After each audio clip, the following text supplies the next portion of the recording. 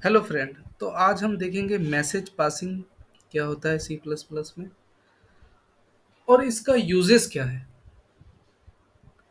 तो चलिए देखते हैं।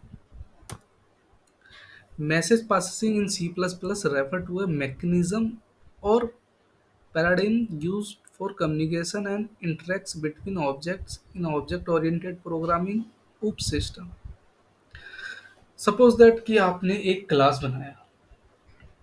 क्लास बनाने के बाद आप उसका मेंबर फंक्शन भी बनाएंगे। मेंबर फंक्शन बनाएंगे तो उसमें आप कुछ डिफाइंड भी करेंगे। तो डिफाइन करेंगे तो क्लास क्या करेगा कि कुछ मैसेज पास करेगा। किसको करेगा? मेंबर फंक्शन को करेगा ऑब्वियसली सी। तो यही सारी जितनी भी चीजें, it is a way of object of exchange information और request action from each other. Messaging passing is a fundamental concept in OOPs and is often associates with the use of class and object. जैसे आपने एक class बनाया, उसका object बनाएंगे आप जिस तरह, ये आपस में एक दूसरे से इंटरेक्ट है। आप किसी को दे रहे हैं, मान लो कोई कार बनाई आपने, उसका मेंबर फंक्शन बनाएंगे, उसको कोई एक्सेलरेटर भी करेगा। तो ये क्या खो क्या रहा है? एक्सेलरेट कौन कर रहा है, स्टॉप कौन कर रहा है, ड्राइव कौन कर रहा है? एक क्लास क्या कर रहा है? मैसेज ही पास कर रहा है, क्योंकि आपने उसका एक मेंबर फंक्शन बनाया है। ये सारी चीजें आपस में एक दूसरे से बाइंड अप है।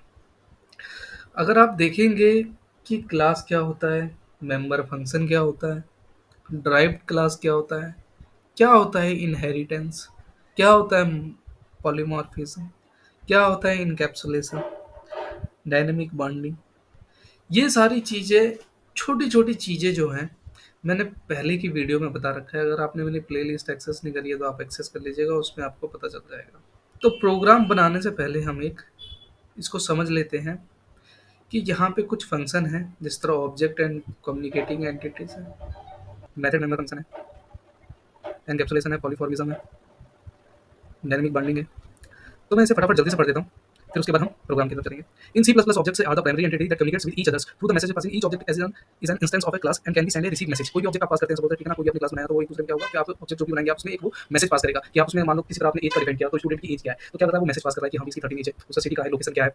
Method member function as a message in message passing method member functions of object are used to message this methods are invoked to request actions और behaviour from the receiving objects. क्या behaviour जिस तरह आपने class में बनाया, तो यही सारी एक दूसरे चीजें से मेंबर फंक्शन से इंटरेक्टेड है। एनकैप्सुलेशन, कोई भी चीज आप बनाते हैं उसे प्राइवेट या आप पब्लिक करना चाहते हैं, जिस तरह आप प्राइवेट कर देते हैं तो उसमें क्या होता है कि वो चीज आपकी हाइड हो जाती है। तो उसमें क्या होता है कि इन्फॉर्मेशन जो है आप दिखाना चाहते हैं, तो वो आपका प्राइवेट ही रहेगा, जिसे आप एक्सेस दे सकते हैं, सिर्फ वही एक्सेस करेगा, दूसरा कोई उसे एक्सेस नहीं कर सकता। और इसमें ये भी है कि इसमें एक वेल डिफाइंड इंटरफेस होता है, ठीक है ना। पॉलीफॉर्मिज्म, जिस तरह पॉली का मतलब हो गया मैनी, मॉर्फिज्म का मतलब हो गया इसमें कई रूप हो गए। पॉलीफॉर्मिज्म, जिस तरह आप सपोज दैट एक स्टूडेंट है, ठीक है ना, और आप स्कूल में क्या है, स्टूडेंट है, घर पे क्या है, अपने पेरेंट्स के लिए सन है, बाहर अगर खेलने के लिए गए तो क्या है, फ्रेंड है। तो है तो आप एक ही, लेकिन उसके कई फॉर्म हो सकते हैं। उसी तरह हमारा एक क्लास में ऑब्जेक्ट में कई सारे फॉर्म होते हैं। This is closely related to polymorphism where object of a different class and response the same message method in a way that is specific to their class. This allow for flexibility and extensibility in this system. यही चीज है, ठीक है ना। Dynamic binding, C plus plus supports dynamic binding run time polymorphism through virtual function and inheritance. When you send a message a base class pointer to base class pointer or reference, the appropriate derived class method is called based on the actual object type. Okay, तो इसमें आप देखेंगे कि C plus plus suppose dynamic binding में आप थ्रू एक virtual class के थ्रू फंक्शन में हम इनहेरिटेंस करते हैं। मतलब अगर हम क्लास बना रहे हैं तो कैसे एक मैं ड्रॉ क्लास में बना के कैसे उसे कॉल करूंगा, तो उसे चलते चलिए हम एक प्रोग्राम के थ्रू समझते हैं उसे। ऑल राइट गाइस, तो यहाँ पे मैंने मैसेज पासिंग में मैंने एक फाइल क्रिएट की हुई है। तो यहाँ पे मैंने, आप देखेंगे कि बीच में अंडरस्कोर लगाया हुआ है। कोई भी फाइल अगर बनाएंगे तो उसमें डॉट या कोई स्पेस नहीं रहेगा। सी प्लस प्लस का एक्सटेंशन आप जानती हैं, डॉट सीपीपी होता है। तो मैं फटाक से जल्दी से प्रोग्राम टाइप कर देता हूँ, हैज़ इंक्लूड आईओ स्ट्रीम। यहाँ पे सबसे पहले मैं एक क्लास बनाऊंगा, उसको मैं सेव दे देता हूँ। एक क्लास जो रहेगी, एक है सेव टाइप में है,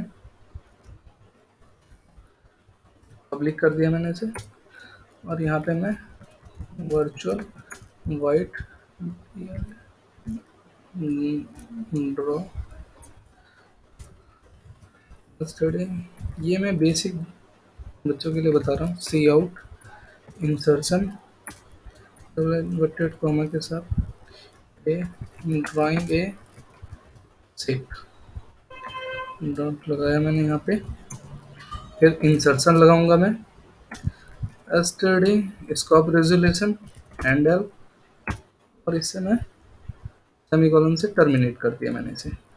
और जब भी हम कोई क्लास बनाते हैं तो लास्ट में करली ब्रेसेस के बाद हम सेमीकोलन लगाते हैं टर्मिनेट करने के लिए।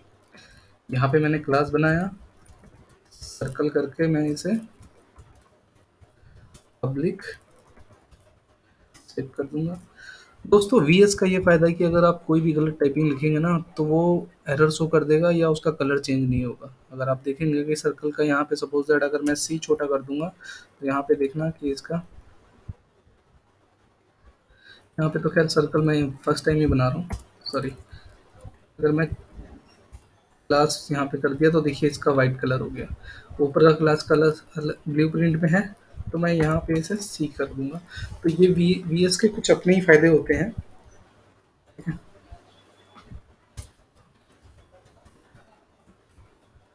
पब्लिक वाइट या ड्रॉ कर दूंगा मैं यहाँ पे ओवर राइट कर्ली ब्रेसेस के साथ स्टडी स्कोप रेजोल्यूशन सी आउट इंसर्शन दूंगा। डबल कोटेड के साथ मैं लिख दूंगा ड्राइंग ए सर्कल। मैं दूंगा study scope resolution and semi colon से मैं इसे टर्मिनेट कर देता हूँ। ठीक है, मैं मेन बॉडी लिखूंगा इंट मेन कर्ली ब्रेसेस में मैंने सेव करके यहाँ पे एस्ट्रिक दे दिया और सेव करके मैं न्यू सर्कल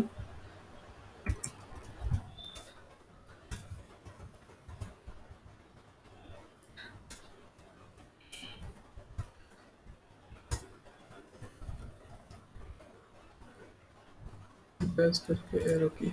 अब मैं अगर कॉल करूँगा, ठीक है ना, अपने ड्रॉ मेथड क्लास को, तो एरो की हम लगाते हैं कॉल करने के लिए, ये वाला।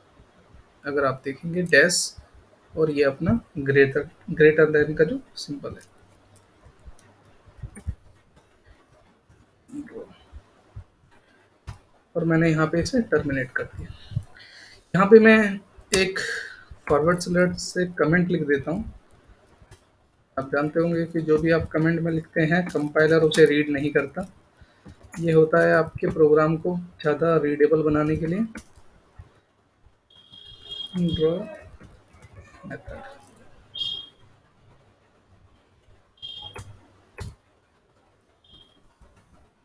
रिटर्न जीरो कर।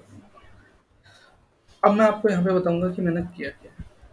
जैसे मैंने एक क्लास बनाया सेप टाइप का, ठीक है ना, फिर मैंने उसे पब्लिक कर दिया। वर्चुअल फॉल वाइट ड्रॉ मैंने यहाँ पे टाइप करके काउट से मैंने ड्राइंग के सेप दे दिया कि भैया एक ड्राइंग का सेप होना चाहिए, ठीक है ना। एसटीडी स्कोप रेजोल्यूशन से मैंने एंड एल से नेक्स्ट लाइन के लिए उसे दे दिया, और उसे मैंने लास्ट में करली ब्रेसेस में इन्वर्टेड कॉमा से सॉरी सेमी कॉलन लगा के उसे टर्मिनेट कर दिया। फिर दूसरा क्लास मैंने बनाया एक सर्कल का, जैसे पब्लिक शेप दिया, पब्लिक ड्रॉ और ओवरराइड एसटीडी, ठीक है ना। और इसमें ड्राइंग सर्कल मैंने एसटीडी स्कोप रेजोल्यूशन ये यूज करके मैंने इसे टर्मिनेट कर दिया। तो आप देखेंगे कि एक क्लास शेप का है, एक क्लास सर्कल का है। पब्लिक शेप में है, वाइट ड्रॉ में यहाँ पे देखेंगे वर्चुअल है, यहाँ पे मैंने ओवरराइड है, ठीक है ना। तो अगर आप देखेंगे कि एक ही के अंदर तीन चार फंक्शन आ गए हैं, क्या आ गया है, वर्चुअल भी आ गया, ओवरराइड भी आ गया, क्लास भी आ गया है यहाँ पे, ठीक है ना। मेंबर फंक्शन नहीं कह सकते अभी आप इसे, ठीक है।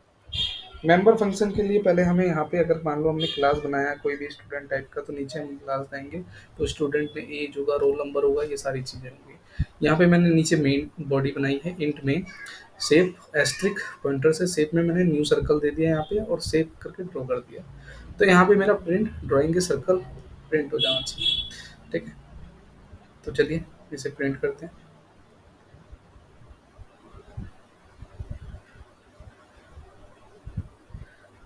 तो यहाँ पे मैंने कुछ मिस्टेक कर दी है, अब मेरे को देखना पड़ेगा। देखिए इसका यही फ़ायदा होता है कि इसे रेड कर देता है जो भी चीज़ें हैं, तो उसमें आपको पता चल जाता है कि आपने मिस्टेक कहाँ पे करी है। तो यहाँ पे देखेंगे कि पब्लिक जो है मैंने बड़े में लिख दिया था। तो यही छोटी छोटी चीज़ें होती हैं।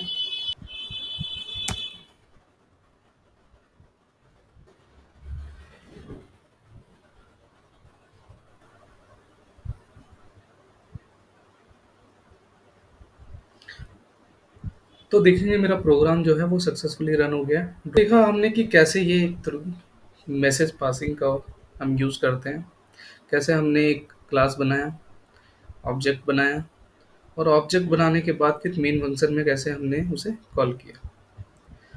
तो यही सारी चीज़ें हैं कि जिस तरह शेप से कैसे हम इनसे अपना ग्रेटर देन सिंबल से इसे कैसे कॉल करते हैं, कैसे हम एक पब्लिक मेंबर फंक्शन बनाते हैं, कैसे एक वर्चुअल फंक्शन में कैसे डिफाइन करते हैं, यही सारी चीज़ें हैं। तो छोटी-छोटी चीज़ों से हम प्रोग्रामिंग से सीख लेते हैं। यहाँ पे मैं बताना चाहूँगा कि ये जिस तरह मैंने यहाँ पे आपको अगर कन्फ्यूज़न है using name space study semicolon, क्योंकि मैं बच्चों के लिए बना रहा हूँ तो इसीलिए मैं यूज़ कर देता हूँ। यहाँ पे मैं इसे हटा ही देता हूँ स्कोप रेज़ोल्यूशन कंट्रोल एस करके।